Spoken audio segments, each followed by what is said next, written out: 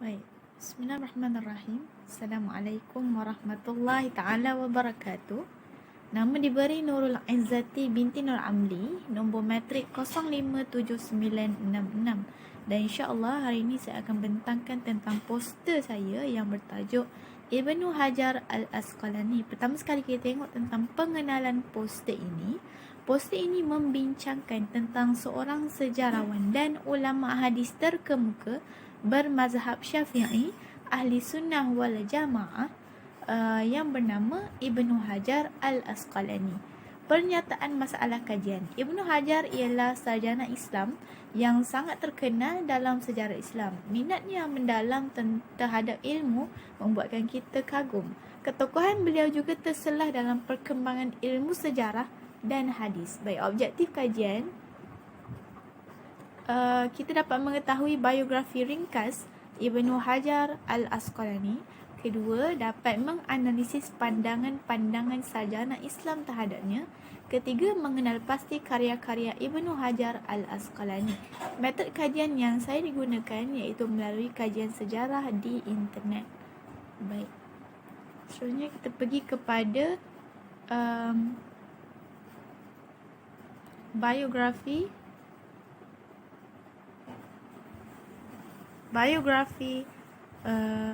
ringkas Ibnu Hajar Al-Asqalani. Baik.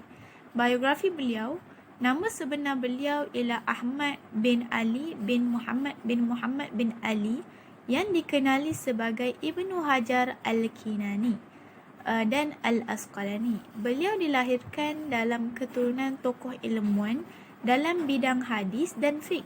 Ibnu Hajar ialah seorang yatim piatu dan telah dijaga oleh kakaknya. Dilahirkan pada hujung abad ke-8 zaman kerajaan Mamluk dan telah berkahwin ketika berusia 25 tahun. Beliau mempunyai 4 orang isteri iaitu Anas, Hastaq, Armalah, Azin dan Laila binti Mahmud.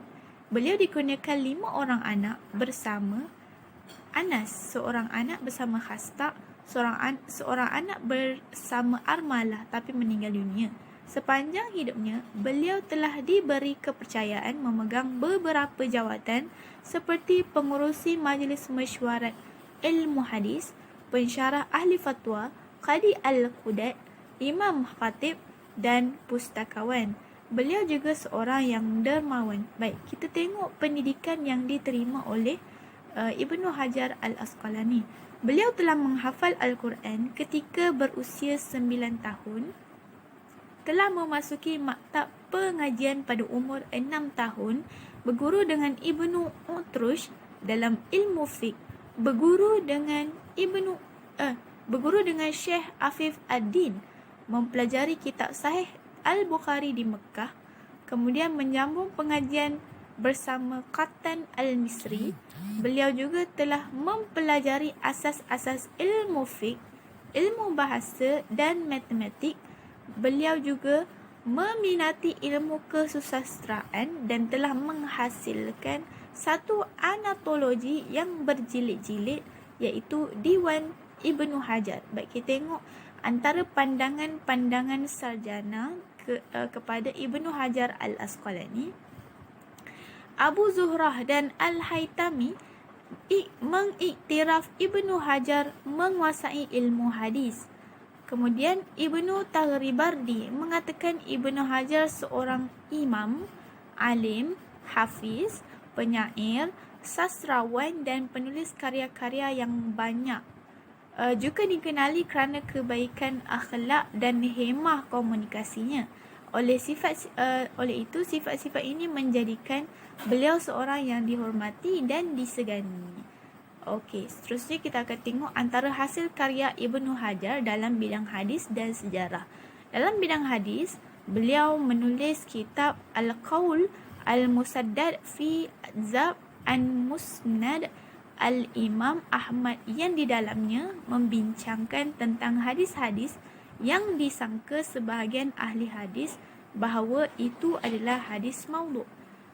Seterusnya ialah kitab sejarah.